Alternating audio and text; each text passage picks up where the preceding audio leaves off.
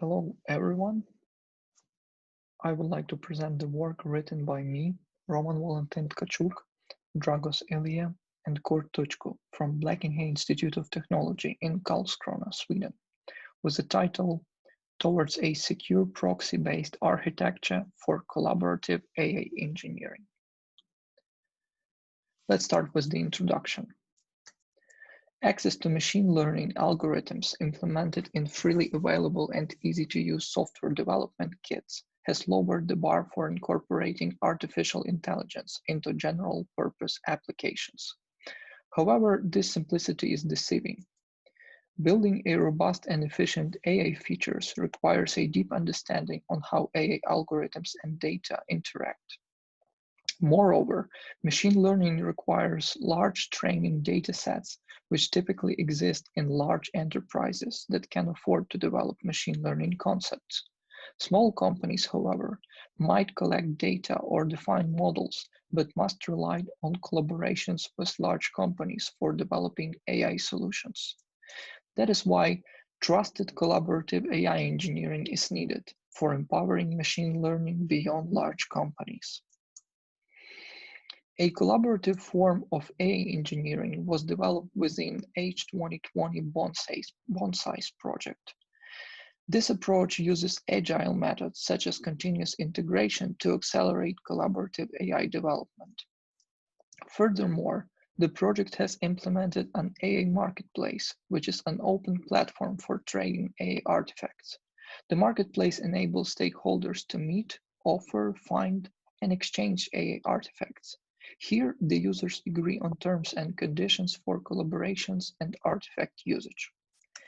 AI artifacts are reusable software objects which are tradable in marketplace, implemented by containers, offer AI functions as microservices, and can form service chains denoted as AI pipelines. So what is an AI pipeline? AI pipelines are used to structure and automate machine learning workflows. They consist of several modular steps to generate an AI applications or to benchmark its accuracy.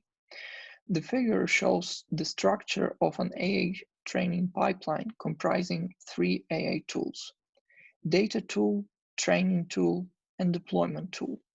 The data is exchanged between artifacts through file objects. The figure shows AI tools in containers, which are represented by rectangles, and data objects as cylinders. Although the Bonsai's project implemented an AI marketplace and enabled AI artifacts trading, the marketplace needs a secure virtual premise, which is a variant of platform as a service for distributed, secure, and trusted AI engineering using AI artifacts. While the marketplace is open, the secure virtual premise needs to be a closed and protected space where the AI computing tasks take place. The secure virtual premise binds distributed compute and storage resources into a large virtual resource space for AI training and enforces a perimeter around this space. The main idea is that only eligible users should access a specific SPP. Resources and users on the inside are typically trustworthy and compliant, and everything on the outside is untrusted and potentially malicious. An application developer can obtain licensed access to AI artifacts and use them in the local parts of the SVP. In our work, we aim to answer two questions. The first one is that how can we define secure virtual premises security architecture? And the second one, how can we evaluate secure virtual premises security level? Let's start with the first question. The following methodology was used to define secure virtual premises security architecture. First, we specified the assets to be protected and identified the potential attack path. Next, we used the STRIDE approach to define a threat profile against these assets. STRIDE is a model of threat developed by for identifying computer security threats. Each of the letters in STRIDE denotes a specific threat category against a desirable security property: spoofing versus authentication, tampering versus integrity, repudiation versus non-repudiation, information disclosure versus confidentiality, denial of service versus availability, and elevation of privilege versus authorization. Then we translated the threat profile into security requirements and specified the architecture of the secure virtual premise. From a security perspective, the AA artifacts are the assets at risk, and the secure virtual premise is the security scheme that protects them. We chose a binary model consisting of adversaries either on the inside or on the outside of the SVP. Inside adversaries are legitimate SVP users, formerly trustworthy but now turned rogue. Outside adversaries have no legitimate access to the secure virtual premise and thus have less power to attack the security guarantee. Figure on the slide shows the functional secure virtual premise architecture without security mechanisms. An AA user communicates with the SVP and the AA components through two defined application programming interfaces. The user end of the APIs is connected to the server end on the controller host and compute host. The controller interface enables the user to instruct the orchestrator to provision the execution environment inside of compute hosts. The compute interface is used to download AA artifacts from marketplace repository to the execution environment on the compute host, to assemble the AA pipeline and to manage the pipeline and its components during their life cycle. The AA artifacts inside of the execution environment are the main assets at risk. The first attack pass on the assets at risk begins at the compute interface and ends on the compute API component of the compute host. The compute interface can execute compute API calls that may result in potentially harmful actions towards elements inside of the execution environment. These types of API calls must be allowed only for privileged users. Thus, a potential threat is that attackers can escalate their privileges by spoofing the identity of a privileged user. Although the API does not provide any means to exfiltrate AA artifacts, the attacker may be able to launch API calls that modify ownership and access rights to the pipeline and its components to exfiltrate pipeline results. The second attack path starts at the controller interface and continues first through the controller API and then through the orchestrator on the controller host. An attacker who is able to infiltrate the system over this path obtains a backdoor access to the execution environment and the compute API. The orchestrator can execute operations that interfere with AA artifacts and pipelines. Only privileged users must be able to execute these operations. However, the orchestrator is not directly exposed to the user host, and it can only be reached through the controller API. Thus, the attacker must mount a successful privilege escalation attack against the controller API in order to control the execution environment through the orchestrator. In this table, we have identified the threats to the different system elements and their corresponding threat category. As you can see, we have two components which are mainly attacked, compute API and controller API. But even if attackers do not control the user host, they may be able to interfere with the data flows between the user host, controller host, and compute host. Unless the network traffic is protected, attacks on confidentiality, integrity, and authenticity become possible. For example, attackers would be able to extract credentials that enable them to impersonate legitimate users. Denial of service attacks from outside the SVP towards the hosts are also a potential threat. However, the SVP mechanisms described in this work do not aim to address this type of threat, as denial of service attack mitigation typically requires the involvement of network operators. Each threat is mapped to the combination of threat categories to identify threat profile. Next, we have identified the list of the requirements.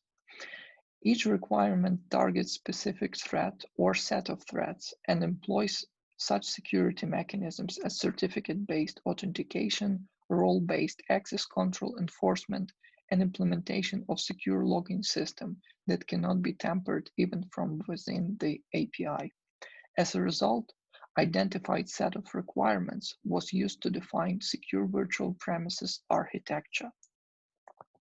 Here you can see the specified security architecture. To address requirements 1 and 2, in our architecture we support the concept of digital identity. Hence, the secure virtual premise follows the NIST guidelines for digital identities.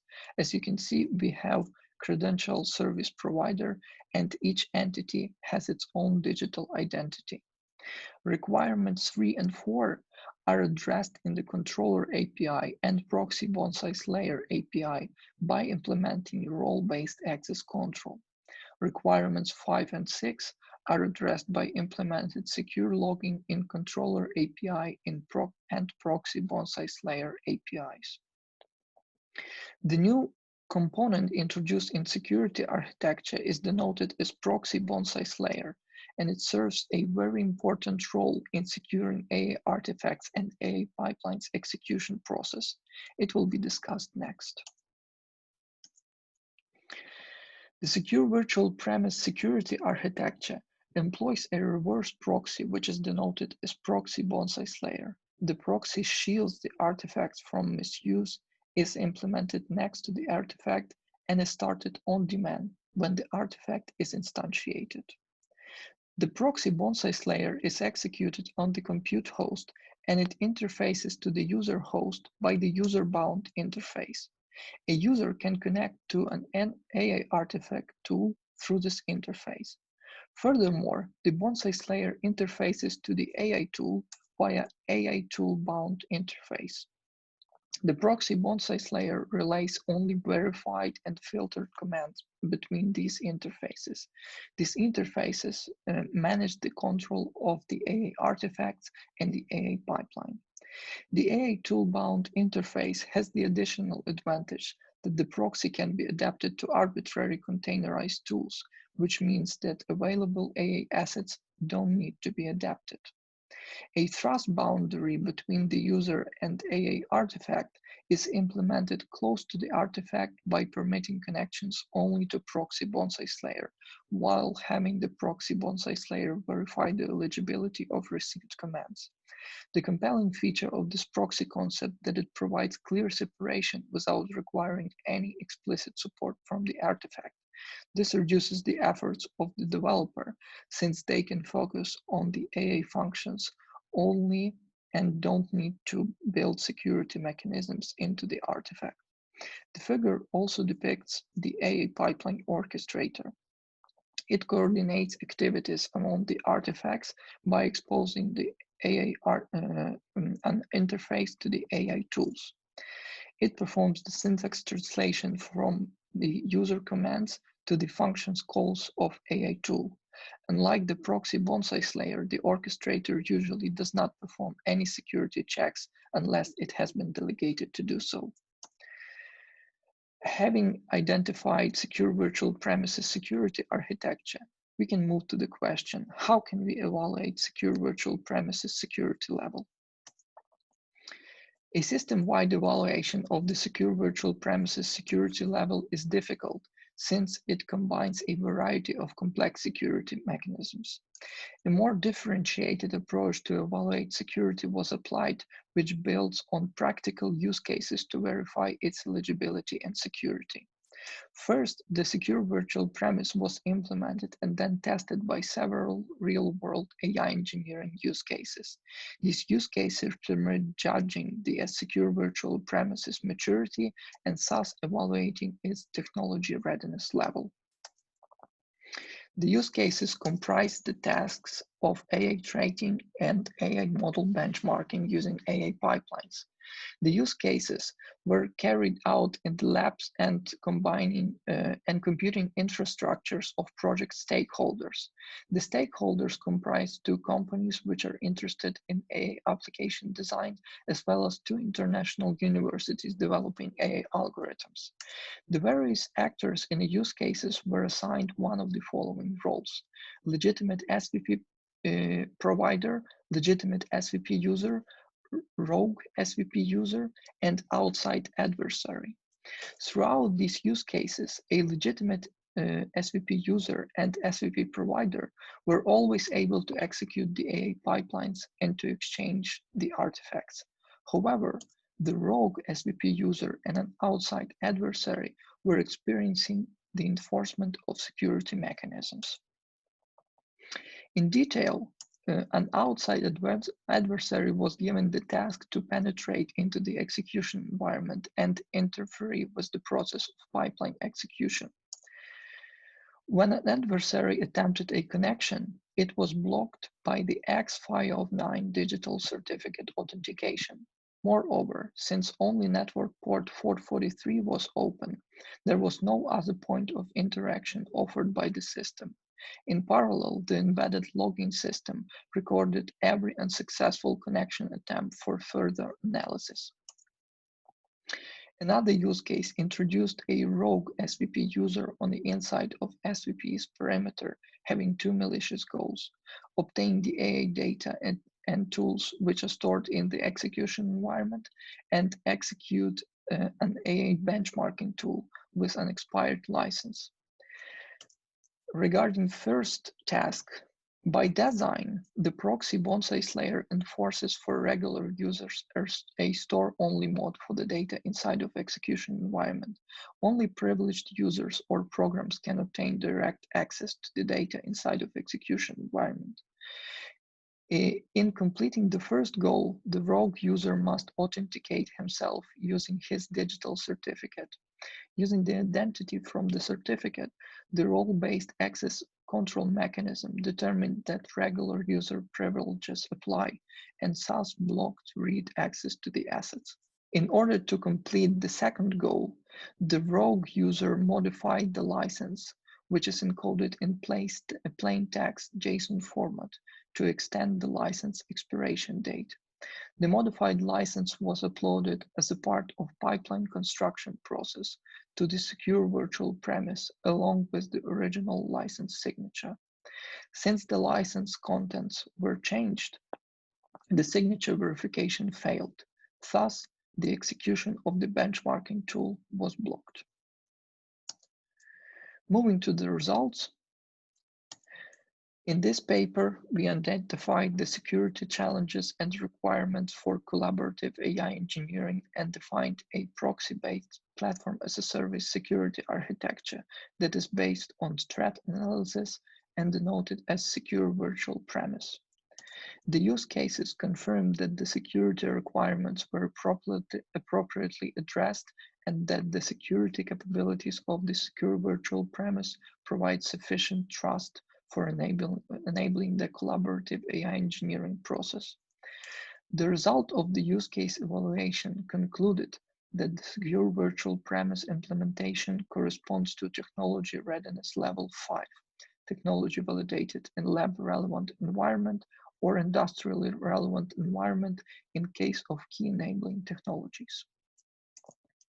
For the future work, we would like to propose that while the technology readiness level shows the maturity of the approach, we suggest to carry out a more threat-focused verification in the future, such as a full-fledged penetration test of the live secure virtual premise.